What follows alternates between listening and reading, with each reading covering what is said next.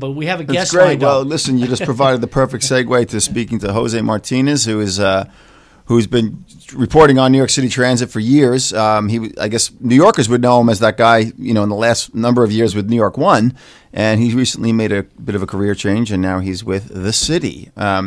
So, Jose, thanks for talking to us this morning. No, my pleasure. Thanks for having me on. I appreciate it. So for listeners that don't know, what is The City? It's a new startup news site, and which was, kind of surprising to those of us who have been hearing for, a number of years about how the local news business is dying and, things are closing and it's declining, and suddenly we have this new startup in New York.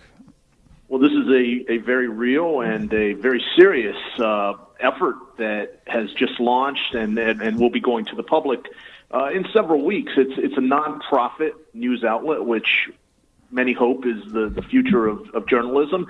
And what we're looking to do is to deliver hard-hitting stories, investigative stories that get action, that get results for New Yorkers, for the people who live here, who, in the case of the things that I cover, rely on transportation, who are affected by the criminal justice system, by the political system. So this is a return, if you will, to some of the local reporting that has in recent years gone away because of circumstances in the business, but it's a really optimistic and promising and very exciting project. So for me, it's a big change because I've spent the last almost 25 years working at great institutions in the city of New York, spent most of my career at the Daily News, and then the last 6 years at New York One. So this is really an exciting opportunity. Right. Yeah. Are you covering transit for them, or? I am. Still, we're not up and running in terms of publishing yet, but yes, I'm going to be covering transit and bigger picture transportation. As I always used to say, it's no shortage of stories on that beat. You can come up with any number of stories every day, and given the shape that our transportation system is in, how congested our roads are, there's going to be plenty to work with here. I'm excited about it. Right, especially these days. The L train is this. The last couple of weeks about how first it's going to be shut down, and what are we going to do? And then all of a sudden Cuomo steps in and. Nope, there's a way around it, and then now it's not so fast. Is there really a way around it? So, how would you recap?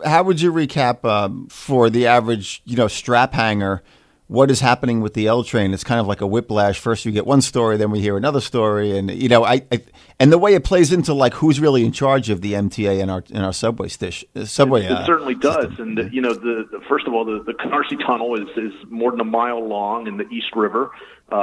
For several years, the MTA had been planning to fix the damage that was done in the tunnel to its equipment from Hurricane Sandy. And so a couple of years ago, the MTA settled on a plan where, after considering other options, it settled on a plan where it would be what ultimately was planned as a 15-month full-time shutdown. So there would be no service from Bedford Avenue in Brooklyn to 14th Street, 8th Avenue in Manhattan, give the MTA a chance to undo that mess, to increase the capacity of the line a little bit, to add some elevators, to add some station entrances at a few stops. Right. Well, with crippling effects temporary crippling effects to commuters. It certainly would have been. But about a month ago, Governor Cuomo steps in. He went on a radio show and announces in short order that he's going to go into the tunnel with some what he called transportation experts. Turned out to be some professors from Cornell and Columbia's engineering school. And it was on a Thursday night at about 12:30. I know because I stayed up and waited for him at the First Avenue station, 14th Street in Manhattan.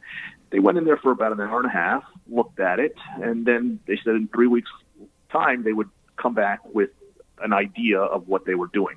And it turns out now that that idea is to do away with the full-time 15-month shutdown and instead to do it on nights and weekends, the work, coming up with what they say is an innovative technique. But let me tell you something. It is one that has been questioned extensively in the MTA meeting that I went to yesterday. In 6 years of covering MTA meetings, I've never seen quite a spectacle like the one yesterday, where the board members were, many of them, confused as to what is going on here. Why did this come out of nowhere? Is this a safe technique? Is it a proven technique? The MTA and WSP, the engineering firm that's going to be pushing this plan, say it's a workable thing and that it's ultimately the best move because it doesn't cut off the L train for 15 months for the more than 250,000 riders on that line. But it is certainly a hot topic, and it's not going to go away anytime soon. I mean, does that kind of confusion come about because, like, there's so many different, cooks stirring the pot, or as it were, like the leadership of the MTA is kind of so diffused out over different, between the city and the state and a board and that type of thing? What's the easiest way to describe why it's like, who really runs this agency? Like, yeah, and it doesn't help when you have a governor who sometimes goes on and says, what is the MTA? And then at other times he'll say, I want to blow up the MTA, as he told the Daily News editorial board. At other times he says, I am in charge. So it is a lot of chefs in that kitchen. And ultimately, it is the riding public that is affected by this. And, that's one of the things that we're going to be looking out for at the city, the people who rely on these services. We want to get into reporting that looks at how people are being impacted by the decisions that are being made or not made by their representatives. It's really a murky situation. And the word that I kept hearing yesterday from my fellow reporters was, this is really strange. This is almost embarrassing as to what's happening here. You're listening to WBAI, and we're talking about transportation in a new digital magazine or newspaper that'll be coming out with Jose Martinez. Jose, there was a column by a friend of Malachi's and Corey's here, Jim Dwyer, who wrote about what's going on with the L train. And in it, he literally apologizes because a lot of things that were going on was just taken for granted. No one questioned that we're shutting it down for 18 months. And he says, I should have asked the question, why is there not another way? And I know, Malik, I've been in organizations.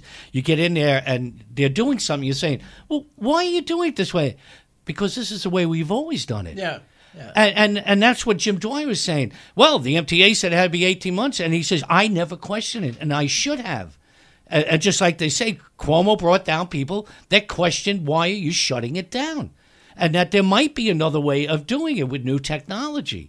Because it affected real estate prices in Williamsburg and Greenpoint. I mean, they started dropping their prices, which wasn't bad for rental, because there would be no L train for 18 months. Now you can just see that being jacked up. But Jose, was that part of the problem, that everyone just took it as gospel? The MTA said it has to be shut down for 18 months, and that's the way it is. Well, initially the MTA considered two options.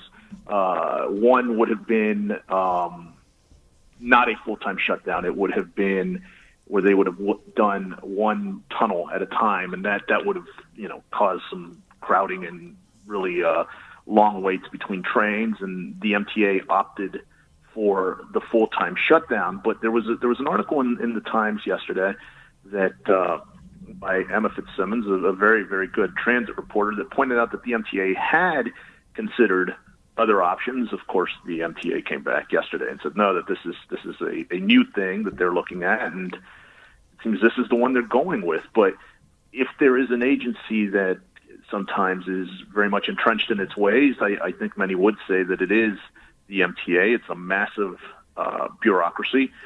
But, this was something that had been thought out for 3 years, well planned, presented to the public, at probably close to 100 public meetings.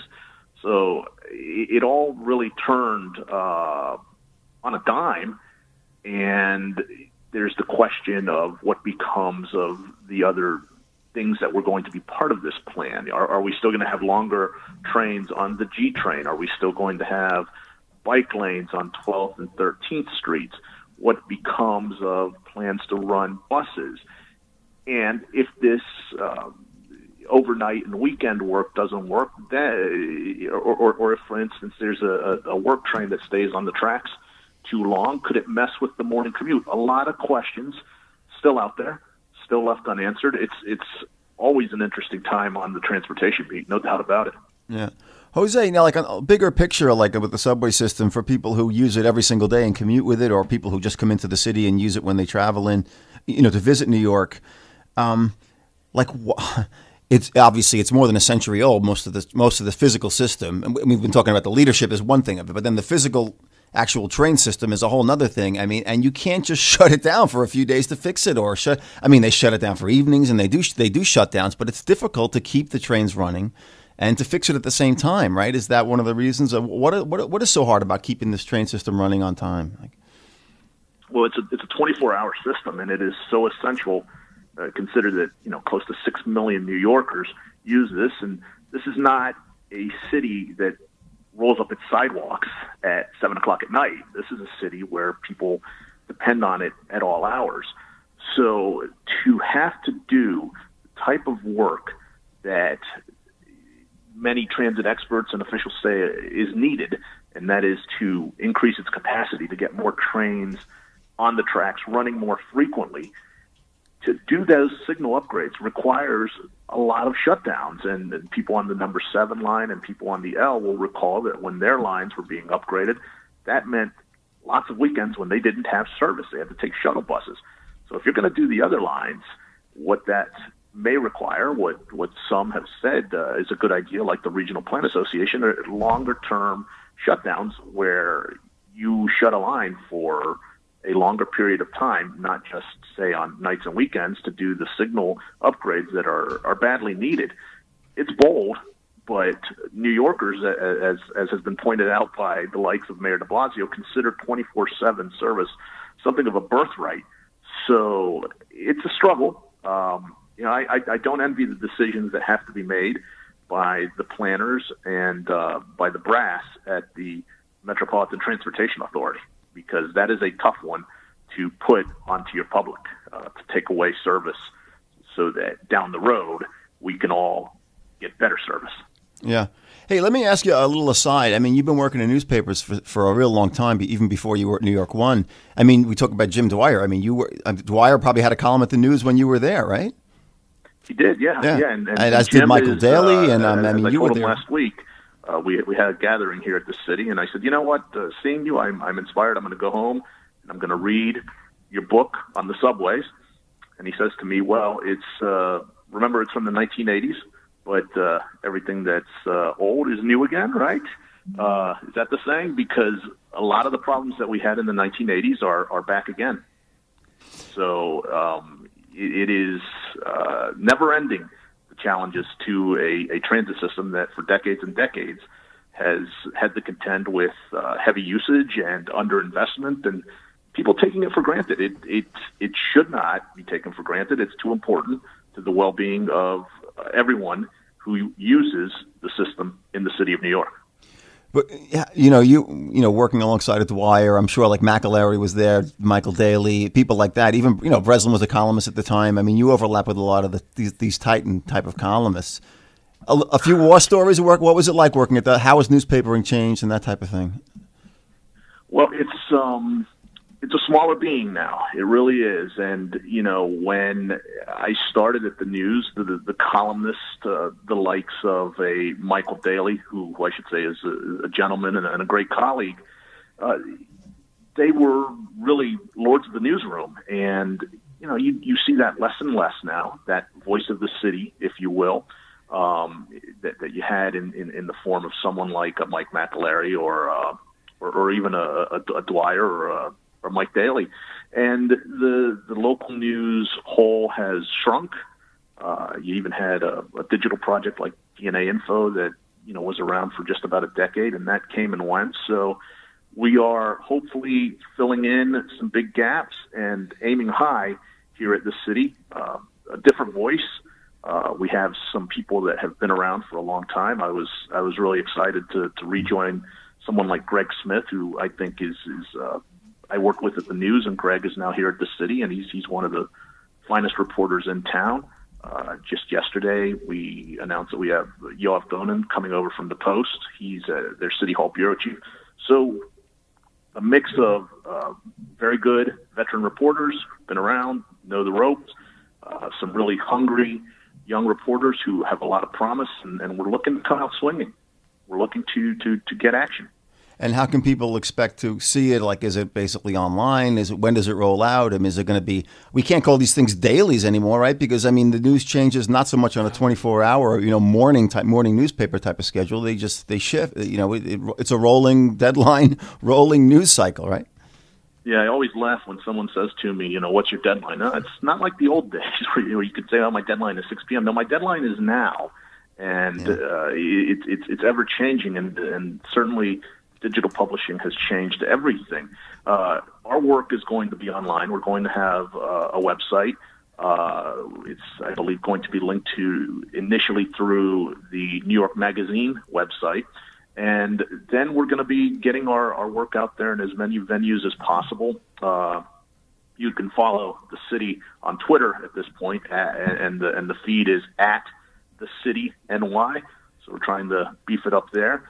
And anything we can do to get the attention of readers, of New Yorkers, of people anywhere, really, we're going to do. And hopefully that will be through very strong, hard-hitting, and independent reporting. Right. Okay. So will there be a paywall on that, or how is it going to pay for itself? I believe I'm going to leave that one to the bigger brains, I believe, but I think our stuff is going to be out there for all to see, and the goal is to make the city an institution. Like I said, I've worked at great New York institutions my whole career, and to be a part of building one is exciting, and hopefully that's the direction that we take this thing in. Okay, so listeners can one way of doing it is on Twitter at @thecityny, and that'll keep you posted on when this thing launches fairly soon. I just got it by saying I just typed into Google the city media outlet or something, and it brought me right to the first. I just followed him on Twitter as soon as he mentioned it. All right, so we've got a new news source coming into New York, and Jose Martinez, part of the team. Thanks for talking with us this morning. Thank you. Thank you very much. I appreciate it.